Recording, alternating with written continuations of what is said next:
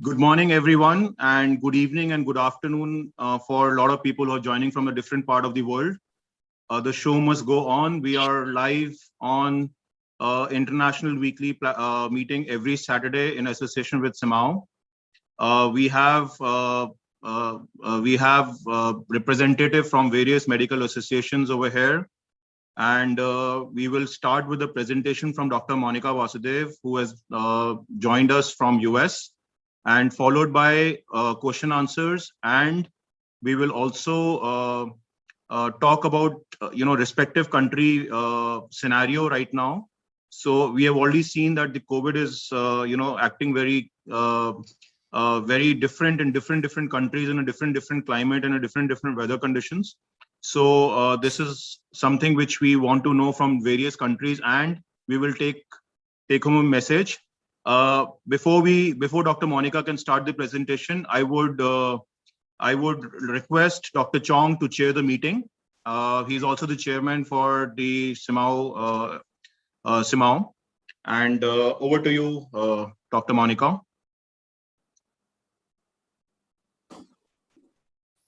Thank you, Saurabh, so much. It's a very personal time to be coming this week.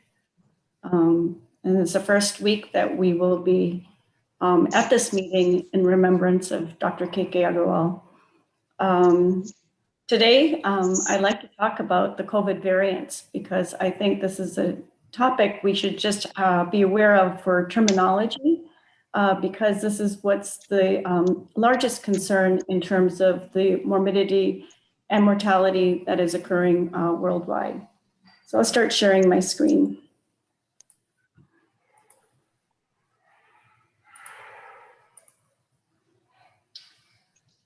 So today's topic is on COVID variants. So I'd like to start off by reviewing the biology of viruses. Viruses initially attach to a cell. The cell engulfs the virus. The viral genetic material are released in the cell and begin replication using cellular mechanisms. And the cell replicates the viral proteins, which begin to form new viral particles.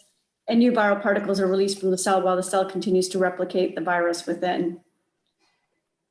So let's talk about that with respect to the SARS-CoV-2 virus, the virus that's implicated in the COVID-19 disease. So this is a specific virus with its specific genetic code.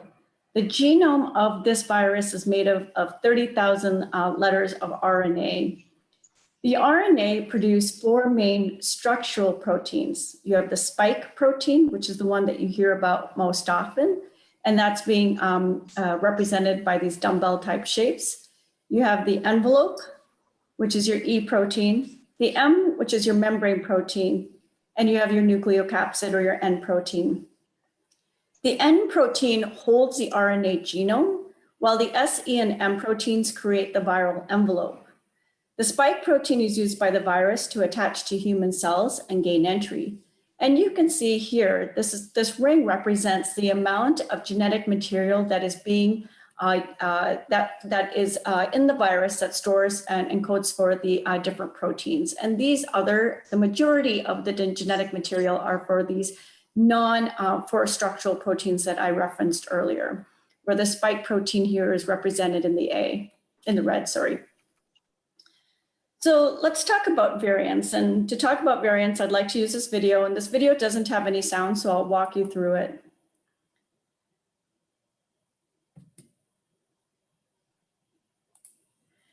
So imagine a bike lock. Each wheel has four options. You have adenosine, cytosine, guanine, and uracil. Now imagine that this lock has 30,000 wheels, and that's the entire genome sequence of our virus. Every time the virus spreads, it's copying the sequence.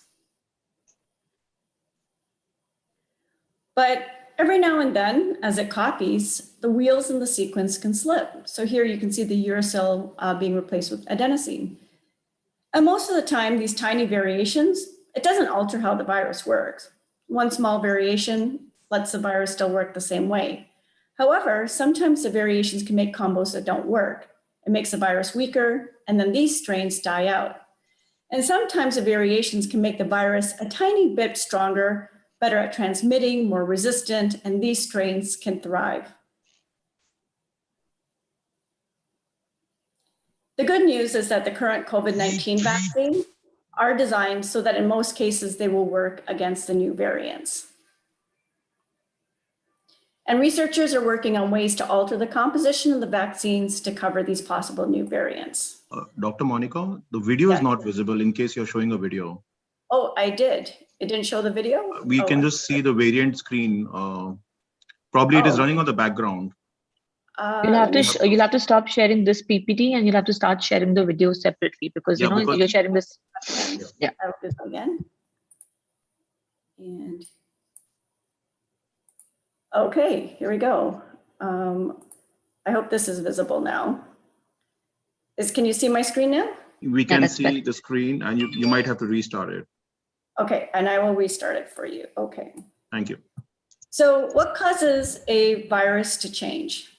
So inside a virus, there's molecules called nucleotides, which form different combinations: adenosine, cytosine, guanine, and uracil.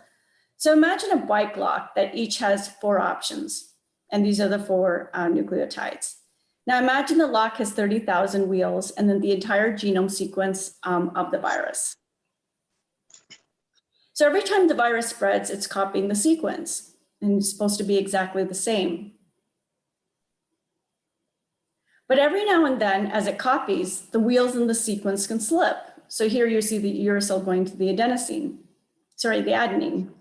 So most of the time, these tiny variations don't alter the virus, how the virus works. And here you see that it works exactly the same. But sometimes combinations that don't work make the virus a little weaker, and these strains tend to die out. And sometimes the variations can make the virus a tiny bit stronger, transmitting it, making it more resistant to the immune system, and these strains can thrive.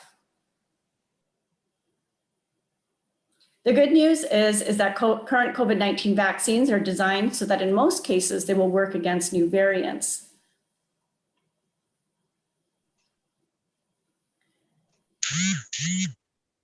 Okay.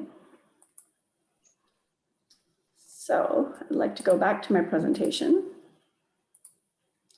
So we talked about how these viruses are mutating.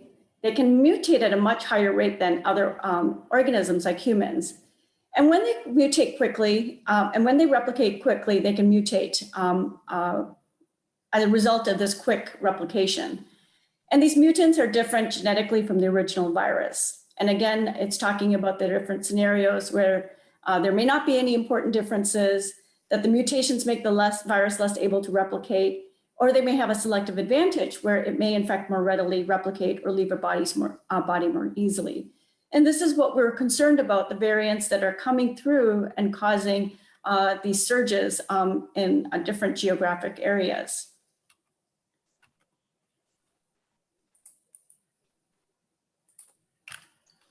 So what is a mutation? A mutation refers to changes in the genetic composition that occurs naturally over time. Some mutations can change the ability to cause infection and disease. And so what's a variant? So a variant is when the viruses of the same class develops different sequences due to a mutation. So the mutation causes a variant, where there's just a change in the RNA alone.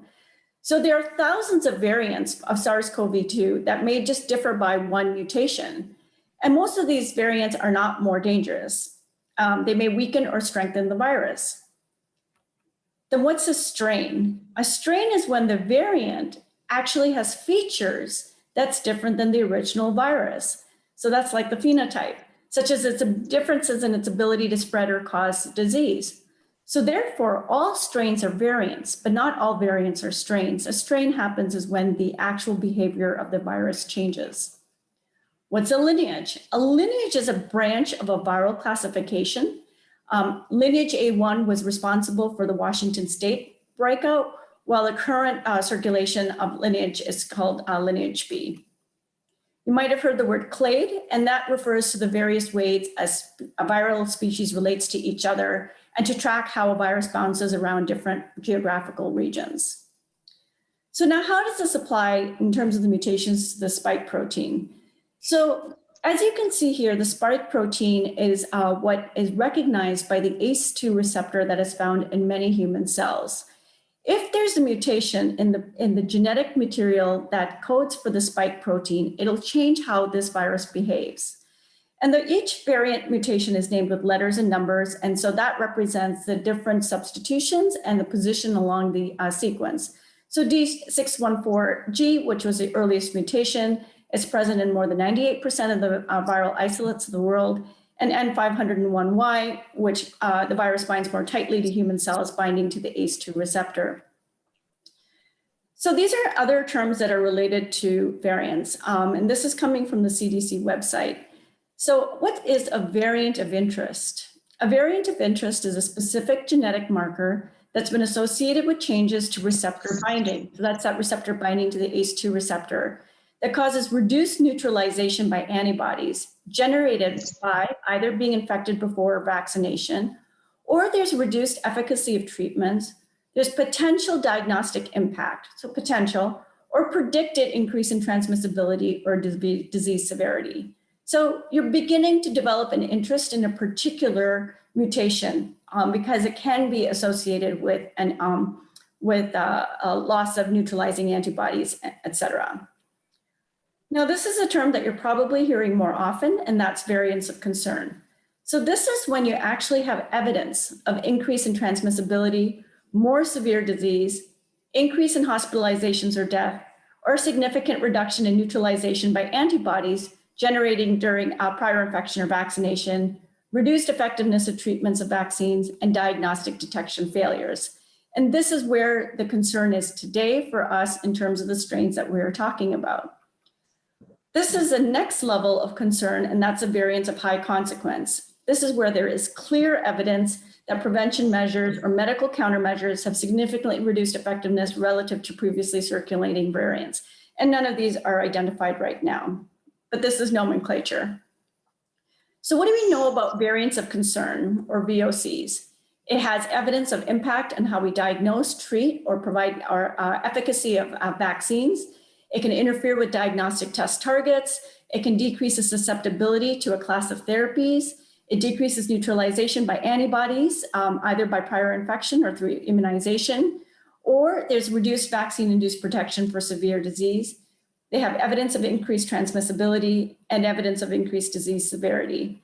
And this is what we're seeing when we're looking at the numbers of surges. So I want to just walk through a few of the variants that we are talking about. And so the UK variant was probably the first one that I think was really getting traction in terms of recognition. This was first identified in September of 2020. This is known as a B1.1.7.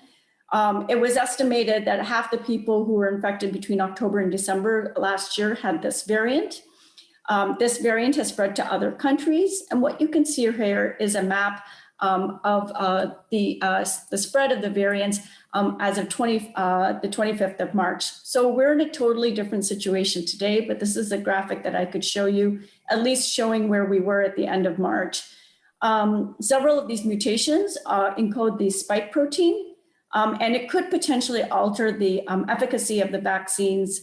But currently what we know is that the vaccines from the Pfizer-BioNTech, the Moderna, the Johnson & Johnson, and AstraZeneca so far have all appeared to protect against this particular variant of concern. The other variant of concern is the South Africa variant. Again, this is a map from March of 2021. This is known as the B1.351. This was recognized in October of 2020. It has similar mutations as to the UK variant. And since mid-November, a significant percentage of people in South Africa who were diagnosed in COVID-19 had this particular variant. It has spread to other countries, including the United States, and I believe now that this is the dominant variant of concern that is in Malaysia. The Brazilian variant, this was recognized from travelers who had gone from Brazil to Japan, and that was during screening. It's also known as P1. There was a cluster of cases in Brazil, in the Amazon city of Manaus. It has two key mutations that make the strain more transmissible, and it can reinfect COVID survivors. it can make vaccines less effective. The Indian variant, which is of great concern, was first detected on October 5th of 2020, and it was first found in Maharashtra. It has spread to multiple countries. It's spreading rapidly. It's felt to be very contagious. It has been given the term as the double variant as well. It's spreading quickly, and it could potentially displace the variant that's in Europe.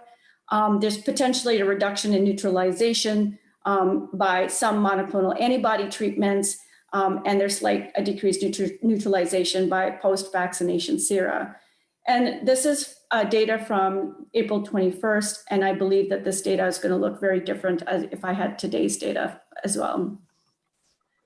So how do we make sure that if we're testing those who have variants that we're actually picking up these cases? So if you use antigen-based tests, they'll continue to work because most of the antigen-based tests are testing for the conserved N antigen of the virus where there's less mutations.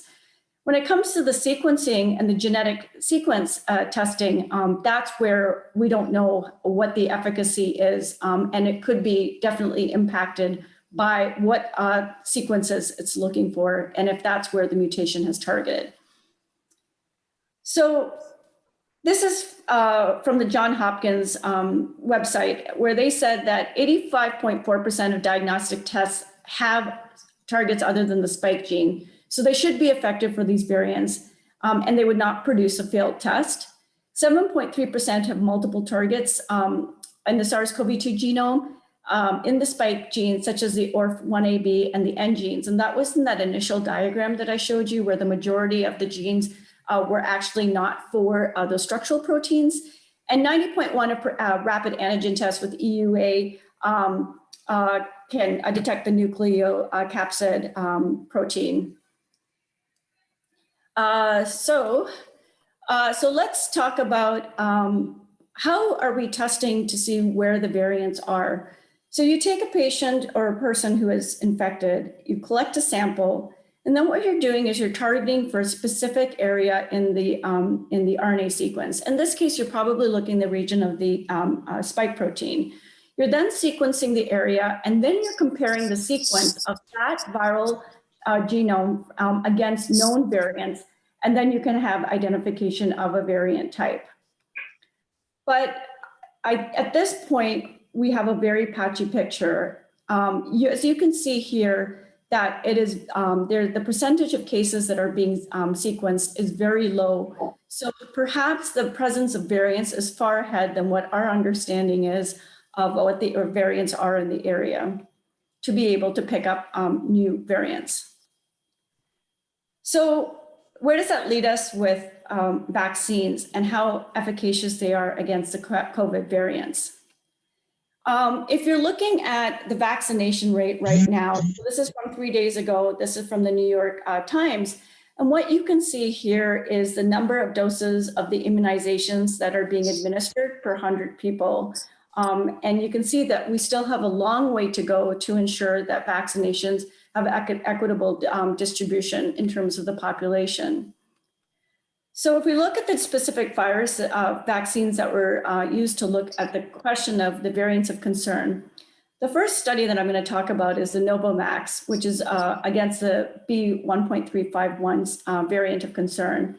And this was a study that was done out of 16 sites in South Africa. And what you see here is the poster that was the summary data from the New England article. This included patients enrolled between 17th of August to 25th of November of 2020. It included in a 1-to-1 ratio those people who were HIV negative between 18 and 84 years of age, and those who were HIV positive between 18 to 64. They included 4,387 participants. And then what they did is that they received either the Novavax vaccine, 2 doses, 21 days apart, or they received placebo, and you can see how many people were included in each arm. And what they found with the overall efficacy of this vaccine was 49.4%. And the efficacy was higher, 60.1%, in those who were HIV negative. And then if you were looking specifically against the B1.351 variant, in the HIV negative participants, they had an efficacy of 51%. So this vaccine and this trial were seen to be efficacious against COVID-19 as well as to the variant. When they did sequence the 41 isolates, the 92.7% of those actually had the variant of concern, B1.351. So what about the Pfizer-BioNTech? And they looked at the data against two different variants, the B1.351 and the B1.1.7. This was a study that was done in Qatar. And I'm going to draw your attention to their table 1. And what you see was that the efficacy was 89.5%. You can see this here in this lighter row at 14 days after the second dose. And efficacy against the B1351 strain was 75%. And then the efficacy against severe outcomes by any of the variants was 97.4%. So here we're seeing data that there is efficacy of the Pfizer-BioNTech vaccine against those two variants. What about Moderna? So Moderna actually released this press release on May 5th, and it was information regarding the B1.351 and P1. And what they're talking about is 3 different types of booster vaccine. One that's based on 1.351, a multi-strain version, and one against it, one involving its original one. And it said that the single booster dose of 50 micrograms of the 1273 or the 1273-351 had increased neutralizing titers against the virus and 2 variants of concern in previously vaccinated clinical trial participants, and those are the 2 variants of concern listed here. The booster dose of the 351, when a strain-matched candidate, achieved higher titers against the 351 than a booster dose of the regular 1273. The mRNA 351 and the 1273 booster doses were generally well tolerated, and they were looking at a multivalent vaccine booster candidate, the 1273 2.11, of which the data is ongoing. The study's ongoing and the data is expected. So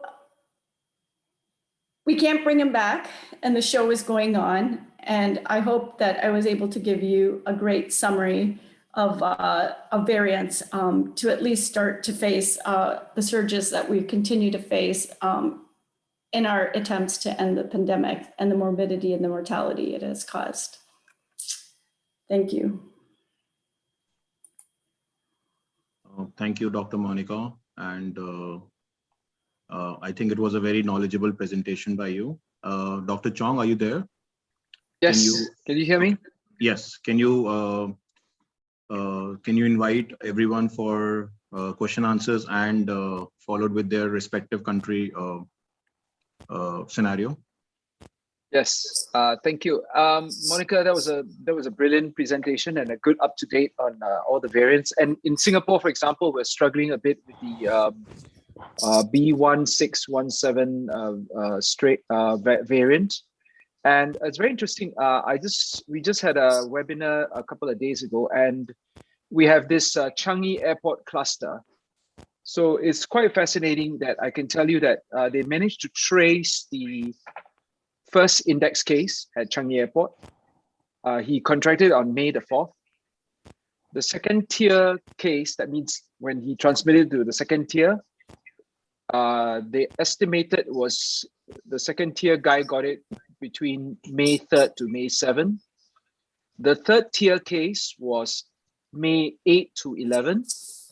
And the fourth tier case was May 10 to 12. So if you look at 4 to 12, there is 8 days. So in 8 days, it managed to transmit 4 generations. Yeah, so it's quite frightening to us here in Singapore.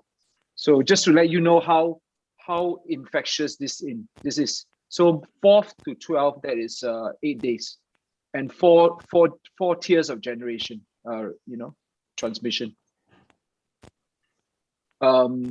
So thank you very much for that. It was really quite a brilliant update. And I also like to invite anyone else to talk about what's happening in their home countries.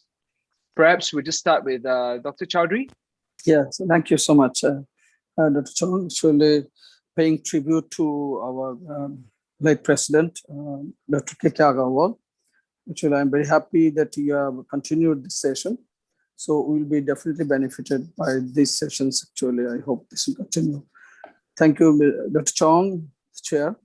And Dr. I especially thank Dr. Monica Basudev, who has taken a lot of trouble to present this very important aspects of variants and others. So also the efficacy of the vaccines throughout the world.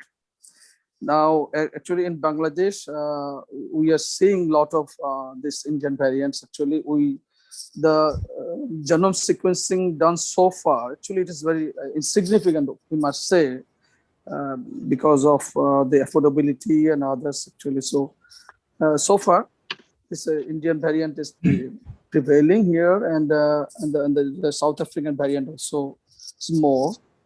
So we are now having this actually near about 1,400 to 1,600 infections per day, and the country is still under lockdown, but it is loose lockdown.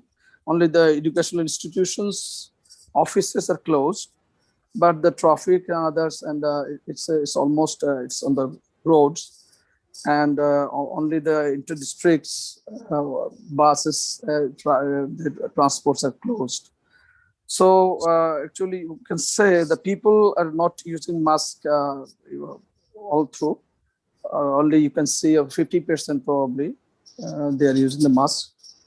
So I don't know how it will be controlled. Let us see how it is controlled. Vaccine, actually, we are around running short of vaccines. Actually, you're supposed to be supplied from the Serum Institute of India because of the situation prevailing there. So they have stopped exporting the vaccines. So we are not getting it from there, and even from the COVAX also we are not getting.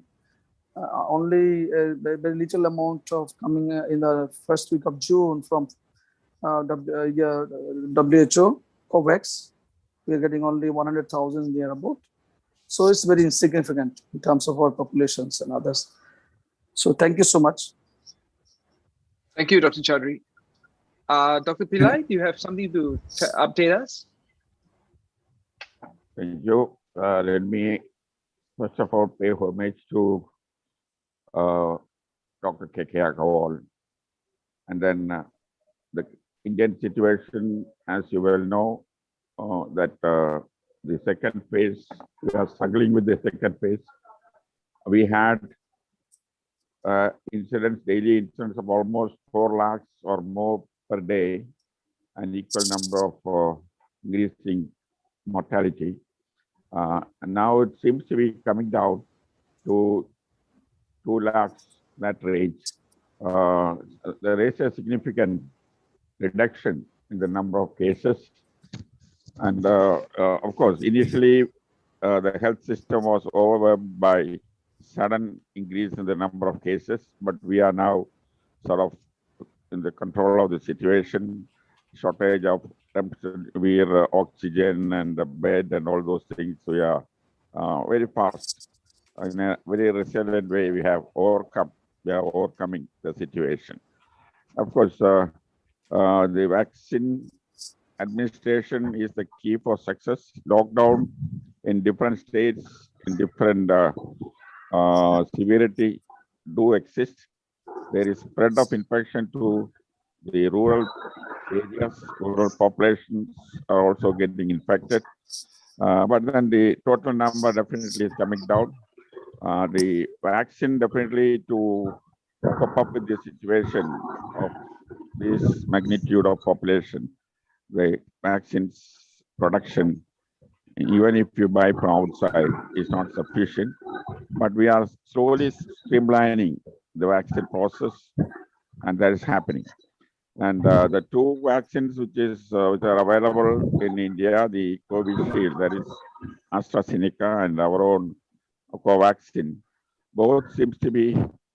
There are certain reports that they are also effective against variants, but confirmatory evidence has not come. The variant definitely is a challenge for us because at least we know that it spread much more rapidly than the previous strain, and that itself is definitely a challenge. So these are the problems that we are facing, but in a very resilient way, in a systematic manner, with optimism, we are tackling the situation. Hopefully, the tide will slowly settle down, maybe within a month or so. Thank you.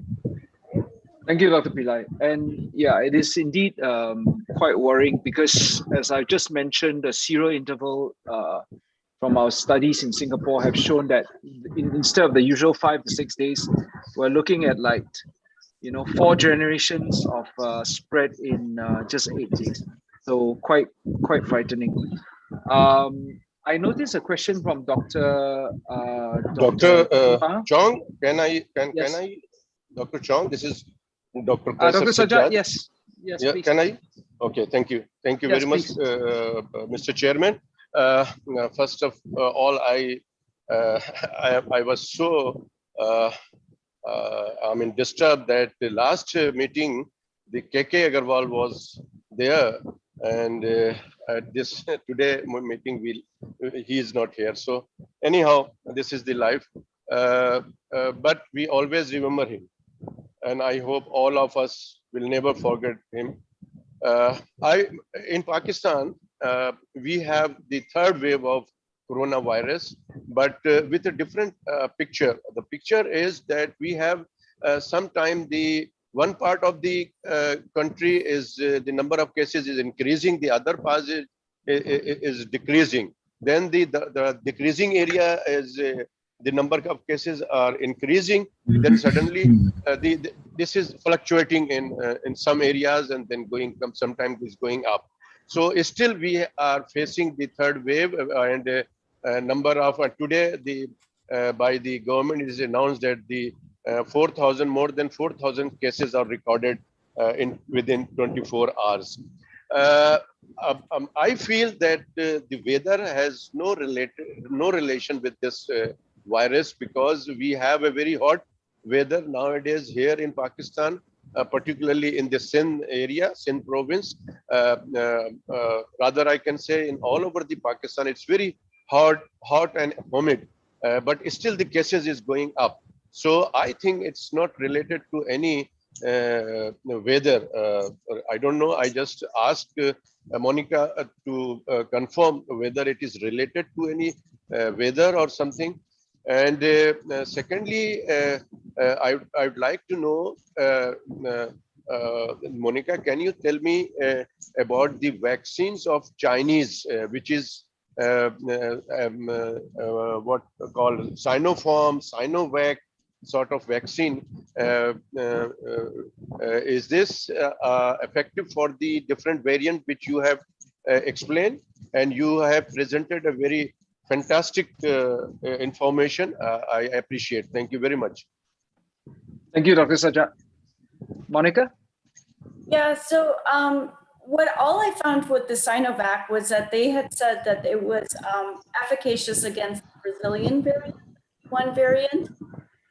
But I didn't find any studies that were found in the journal that, or at least my review, that showed what their efficacy was against other variants. There are What also about against the UK, the South African variants as well. what about the Sinopharm? So Sinopharm, I knew more about Sinovac than Sinopharm. Let me see if there's anything that I can tell you. To let you know that in Singapore, we have received 200,000 doses of Sinovac about 3-4 months ago.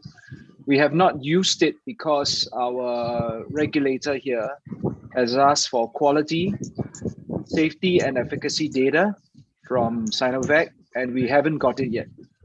So we have not used Sinovac in Singapore yet, although we have 200,000 doses sitting somewhere. Okay, but in Mr. Chairman, but we in Pakistan, we have been vaccinated by Sinopharm, Sinovac, and AstraZeneca. Yes. And is some privately Sputnik, the Russian vaccine.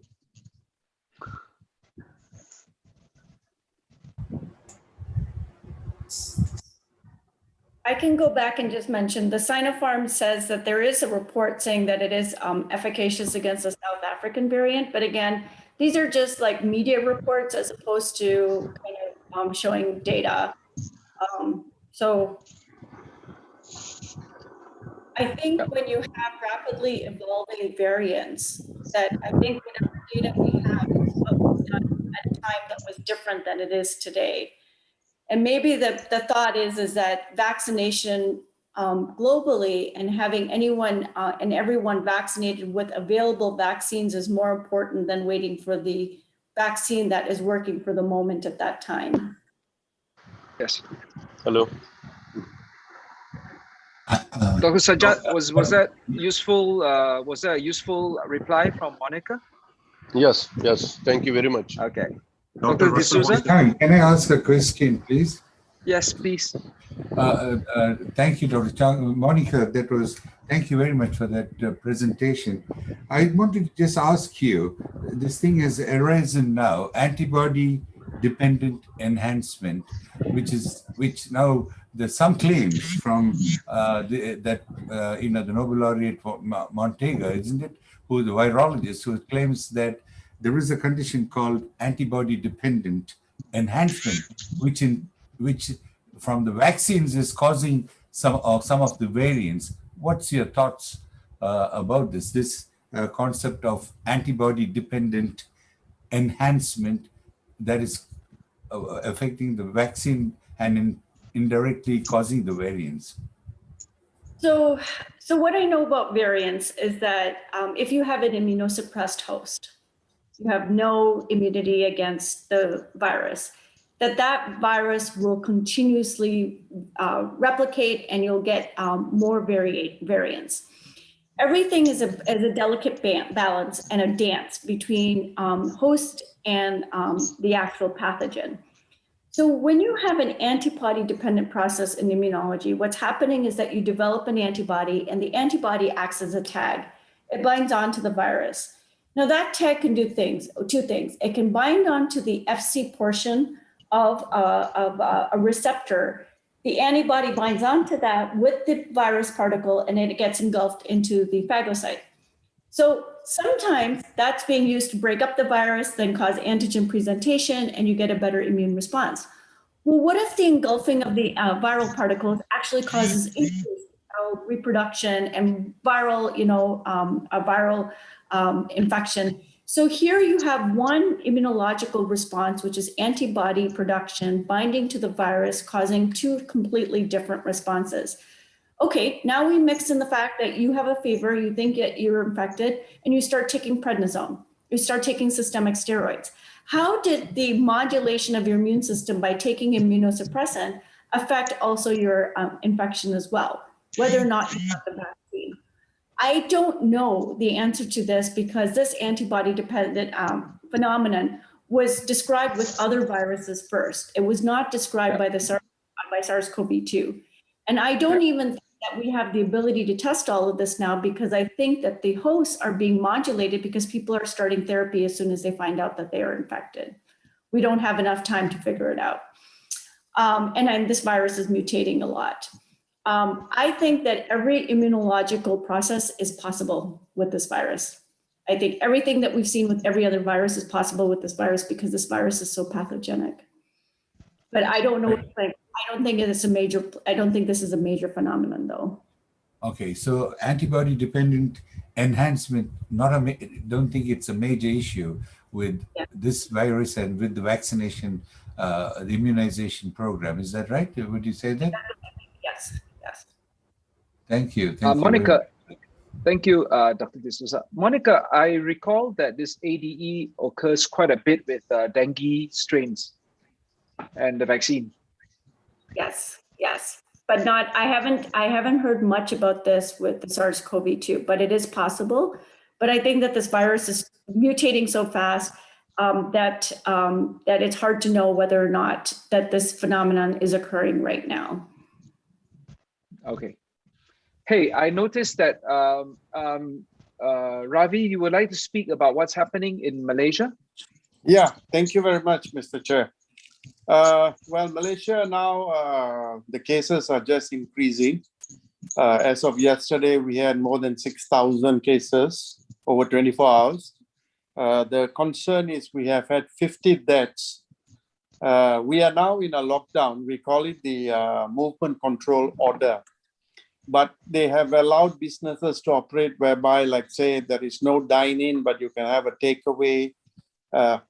Officers are supposed to work with only 30% and the rest should be working from home.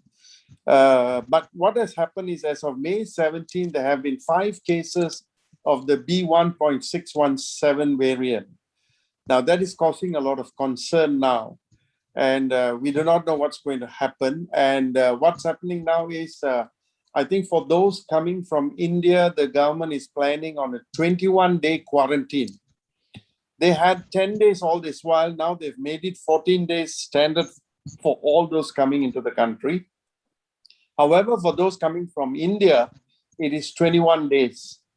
So it's a big concern here. People are worried. The cases are just rising every day, you know. So people are very concerned, but unfortunately, life seems to be going on as normal, like our Dr. Chowdhury said in Bangladesh. Thank you. Thank you, Ravi. Monica, just want to have a question. I think Dr. Kumar has asked a question about mixing and matching different vaccines. Can you also comment about lengthening the vaccine period? Because in Singapore, we've now decided to open up the interval from 3 weeks and 4 weeks for Moderna and Pfizer to 6 to 8 weeks. So there are data, and I don't have the actual references, but so this has been done in England. It's also being done in Canada, where there's 16 weeks between doses. And they're showing that there are increase in antibody levels if you increase the interval between doses. So I don't think that this is going to be a concern. I think I had mentioned this on an earlier program too, that as part of, I wear a hat as an allergist, and I evaluate people who have had reactions after the first dose of the vaccine, and we're trying to risk stratify the second dose, trying to understand if it was a true allergic reaction or another phenomenon. And so what I do is I actually order antibodies to the spike protein for patients who've been immunized with there's concern about the second dose exposure.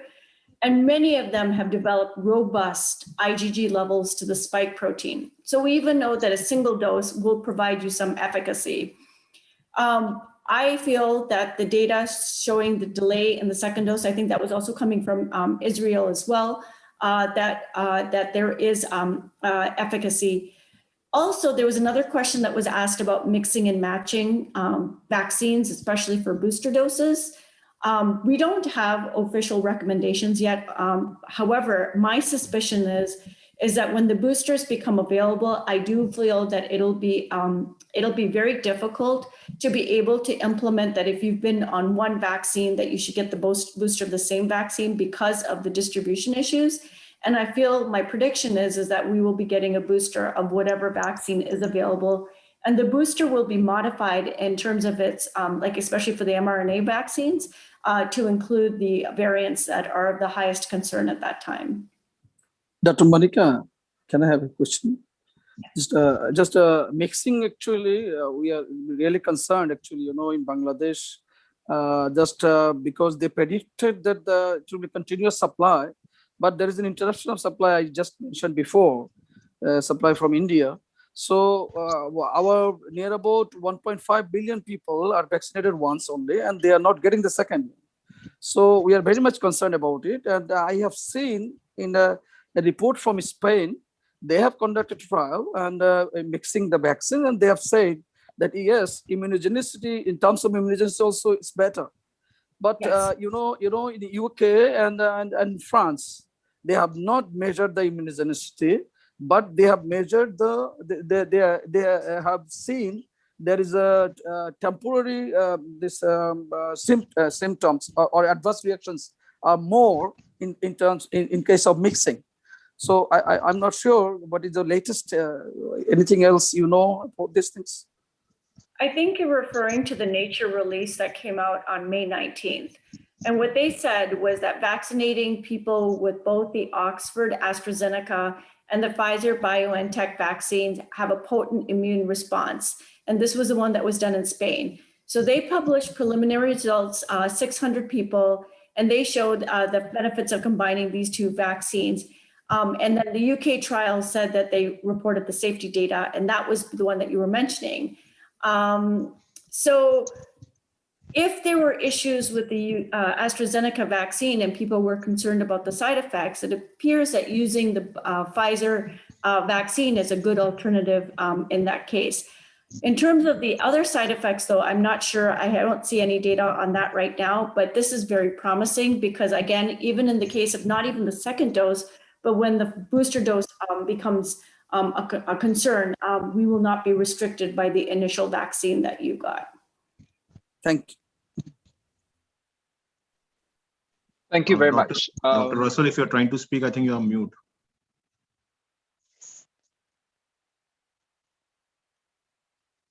I don't know if he's.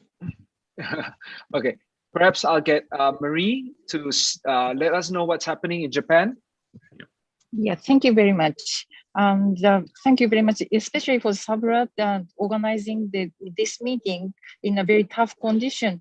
And Dr. Yokokura, former president of JMA, is sending deepest his condolences. And what is happening in Japan is we are experiencing the fourth wave.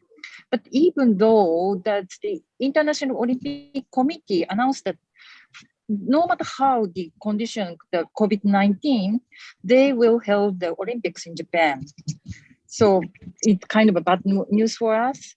And I read the interesting articles, two articles. One is from UK, that stating that over 80 years old who had a vaccination 12 weeks apart, they get titer of neutralizing antibody for 3.5 times more. I'm going to share this paper with you lately. And also the other article is released from Japanese medical school.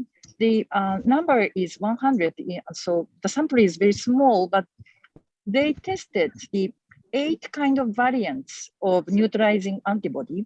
They found out almost over 90% of people showing that the neutralizing antibody to the variants, including South African one, and the England and the Brazil and the Indian one. The vaccine was all were from Pfizer. Thank you very much. Thank you, Marie. Please, we look forward to the papers. Please post them for us. Thank you. Deborah, do you have something to say to us from Brazil? Hello. Good day for all. I'm very happy to see all you in this meeting, in this situation. We miss Dr. KK, and it's very important to continue his work. Congratulations, Dr. Monica. You did an excellent resume of the disease. It's very important for us. Here in Brazil, we have about 20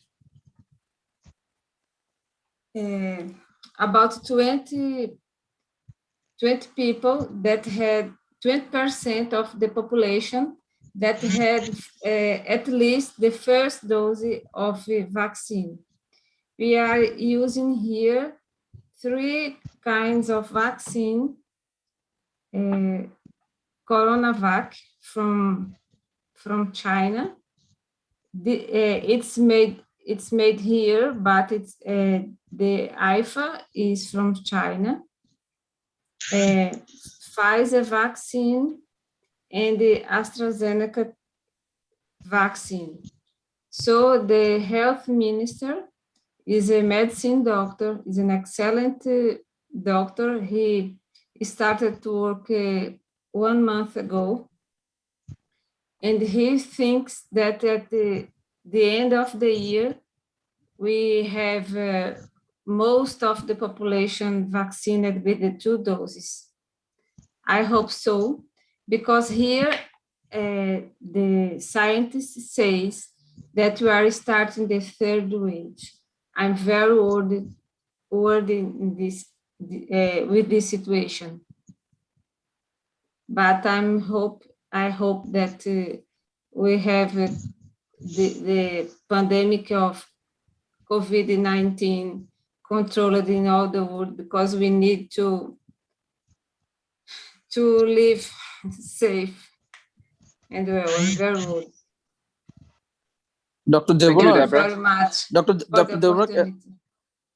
Devona, is it the P1 variant is more prevalent in Brazil still, or some other variant also has emerged there? So still you are having Here, high infections. Still it is P1. yes, here we have 2 cases of the Indian variant yet confirmed. And we think that it will be worse than the other wave. Mhm. Can you understand me? Yeah, sure. But you know, we have also in Bangladesh, but it's not spreading much actually. But why don't you cannot contain that with Indian variant also? Thank you. I saw Dr. Hussein has just joined us. Dr. Hussein from South Africa, would you like to say some words to us? Good morning, Dr. Chong, and thank you, Monica, for very, very excellent presentation. We are in South Africa. South African Medical Association had a meeting, and we missed Dr. Agrawal badly. And we have already started the 3rd wave in South Africa, especially in Johannesburg and Eastern Cape. Every day, more than 3,500 to 3,800 new cases we have seen since yesterday. The 3rd wave is mostly affecting the comorbidity people, mostly above 40, 50, and their needing oxygen requirement is very early, within few days. At the moment, some province, the hospitals are already getting full, and Pfizer vaccine is rolled out in South Africa for ordinary population, but it's running very slow. So far, 150,000 last for this whole week giving. I got a question with Monica. Some people are going from other country coming, got the AstraZeneca. Now they're enrolling for Pfizer. Is it a good option, or they must go for AstraZeneca, or they must stay with the Pfizer? The other thing, Shorab, we got a letter from Indian Medical Association that they need some help. We don't know what type of help they required from South Africa. If we need some more clarity, so we can start supporting. You can forward me that letter. I can coordinate and I will let you know. Thank you, Shorab. We'll do that. Thank you. Monica? Yes, so the question was regarding AstraZeneca followed by Pfizer. Is that correct? Right. Yeah, so there was actually, I mean, this is all, there are reports now. There was something that was reported on May 18th, and there was that Spanish study, again, that showed that the AstraZeneca vaccine followed by Pfizer is safe and efficacious. So there's 2 issues. One is like, are people trying to get a different vaccine on purpose, or are they getting the vaccine because that is only the one that's available? In this scenario where a second dose is required and there's nothing else available, it makes sense that these people should get that second dose of whatever is available. However, if people are trying to find and change the dosing based on their desire, I think it's always better to get the second dose of the same vaccine if it's available and you can get it. I think that we should stick to the original studies, and when new studies become available, then we should follow what the outcomes are. The problem is that if you start mixing and matching vaccines and you start having increase in side effects or you have an unintended outcome, it's very difficult to troubleshoot because we have nothing to fall back on. In the scenario where you have a high level, you have a surge, you're using whatever vaccines available, you don't have the availability of a vaccine that you got the first dose of, in that scenario, it makes sense that you should be mixing and matching. Thank you so much. Yes. Thank you, Monica. Hey, I noticed that Tony Baton is here. Tony, would you like to tell us a little bit about what's happening in Australia?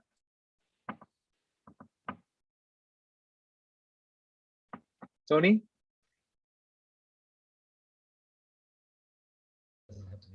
Okay. All right. Take care. Bye-bye.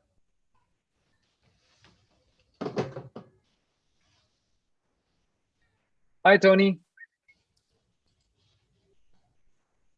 Tony, your voice is very low if you're speaking.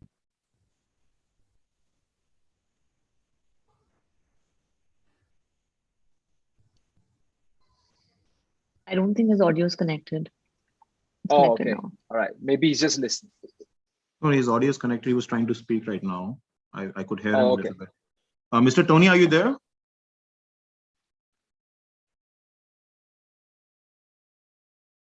Send a message to him. We have Dr. Salma also joining in from Pakistan. We can invite her till that time. Yes, Well, please. Yes. Dr. Chung, I can tell you, in fact, I was Yes. with Mukesh Agrawal yesterday. The Yes. program in Australia, which Mukesh is involved with, we are into a vaccine. The main issue is vaccination and immunization, where there is some immunization hesitancy, complacency. All this is happening, and so the government and others are working, including the AMA, are working with trying to bring increase communication with our community.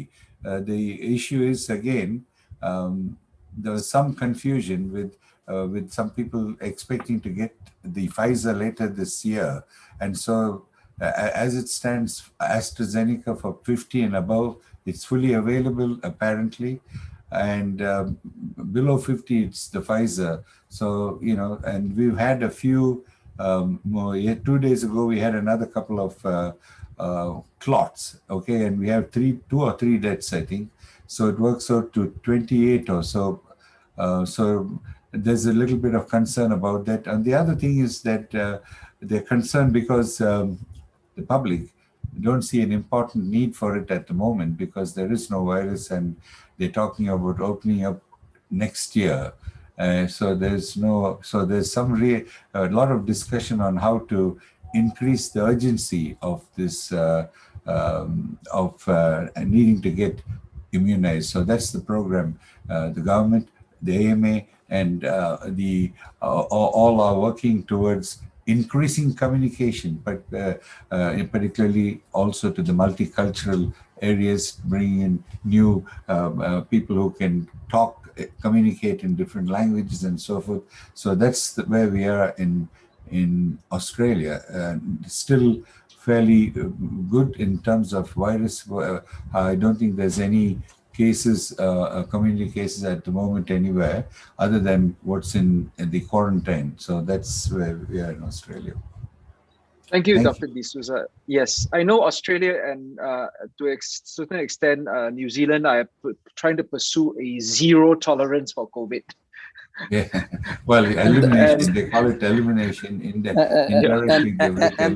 that's why actually there is hesitancy of vaccination because of this because only. There's no and one of the things is looking at Taiwan, they had a fair amount of complaints there. They had only 1% or so. So similarly here, we've had not the uptake has been rather checkered, So they're trying to get more people to start. I think their surveys are showing roughly around for 30 to 40% don't have a intention to take the vaccine at the moment. So that's a bit of a concern. All the surveys are showing that roughly 30 to 40% are not ready to take or not willing or have no intention or something like that. So 60% will, and we have to increase that. So that's the challenge that Australia is facing at the moment. Yeah.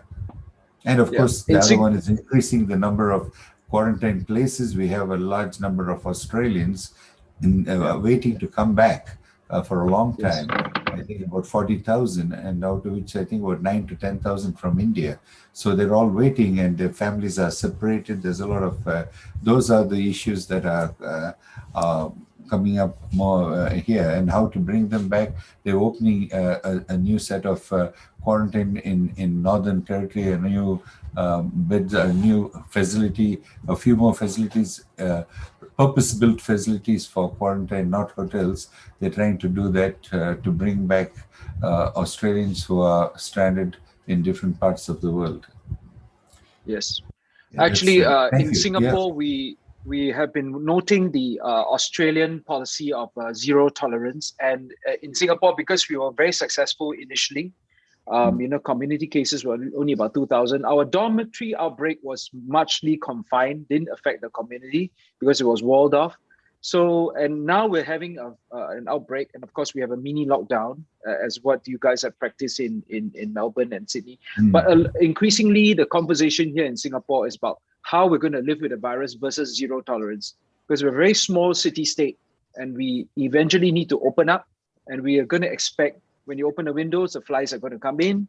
So there's a lot of talk about, zero tolerance policy versus living with the virus.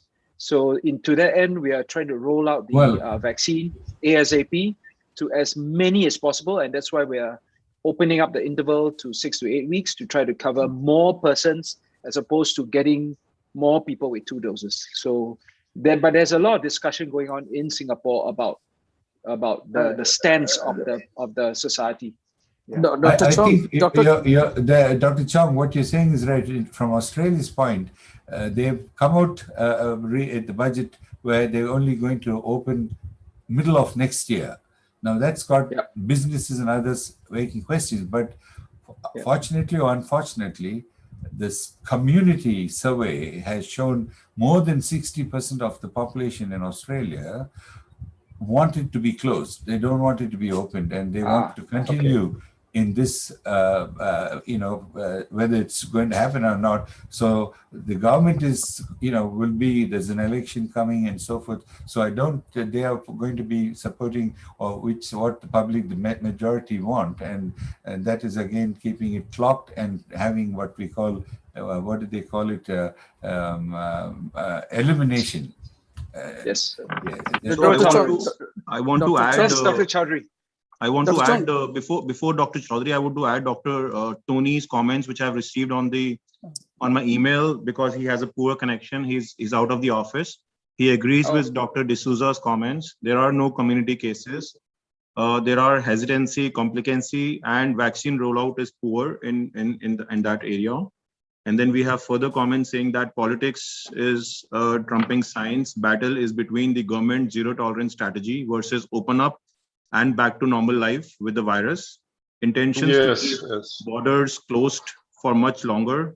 Many state elections and the federal election is playing a lot of populism policy. So these are the comments from Dr. Tony, and we are happy to receive the comments irrespective.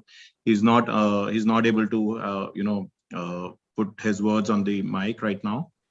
Over to you again. Okay, thank you, Dr. Totally Chong. Actually, agree. I have a question. Actually, it's very pertinent question. Actually, this Bangladesh is going to manufacture these vaccines from China, this Sinopharm, and they have done the contract with also the Russian Sputnik.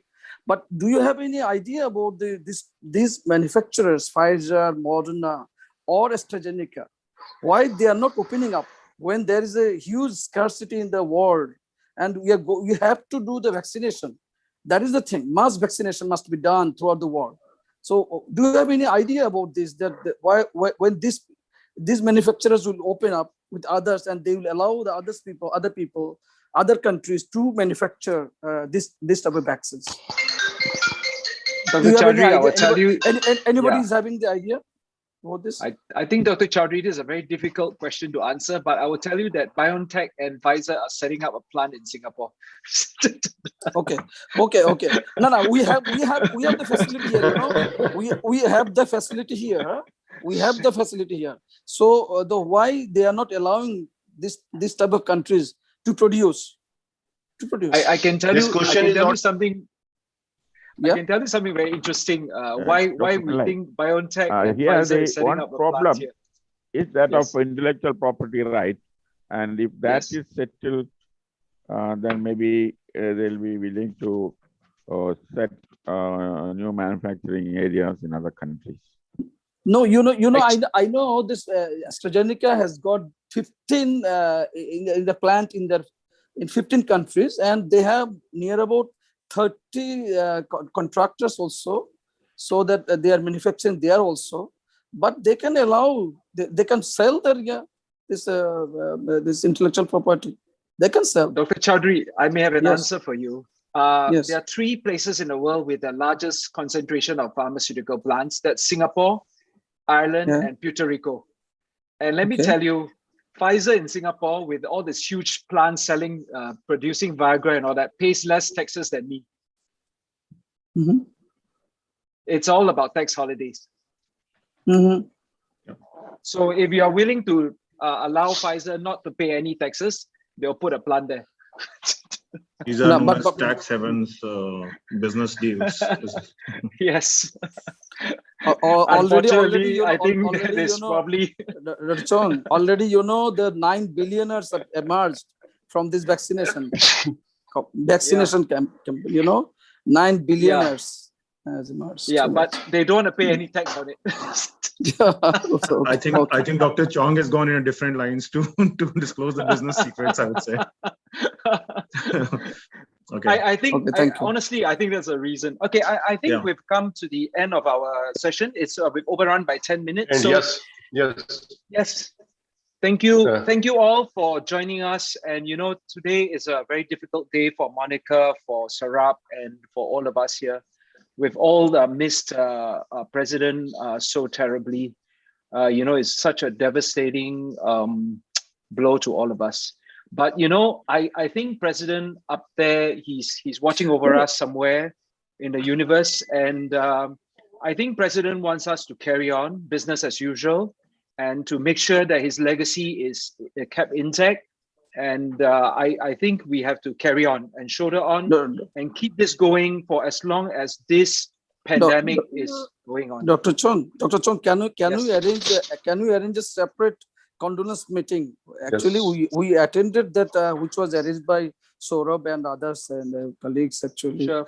With us. Can we arrange a separate condolence meeting for Dr. K.K. Agarwal, having all the representations from our CMAAO countries officially? Can you arrange it? Yes. I'll do that. Yeah. Thank you so much. Thank you. I'll look into Thank that. I'll Yes, talk to yes. Sarab, and we'll do Yes. a little Yes. CMAAO So- get together. Yeah. Thank you so much. So without much ado, thank you all for joining us as usual. We all miss President terribly, and we miss his vision, his drive, his energy, his I've said it all the previous day. What a man. Throughout these 60 over sessions with Zoom with him, I've really come to understand the man better, and I really appreciate what he did for all of us. I mean, that boundless energy, that drive, that vision, that ability to move himself from not just a scientific method, but to a spiritual realm. Amazing. What can I say? So again, thank you all for joining us. And today was a very good session, as what President would have wanted. A very good, robust discussion. And we look forward to seeing you all next week again at the same time.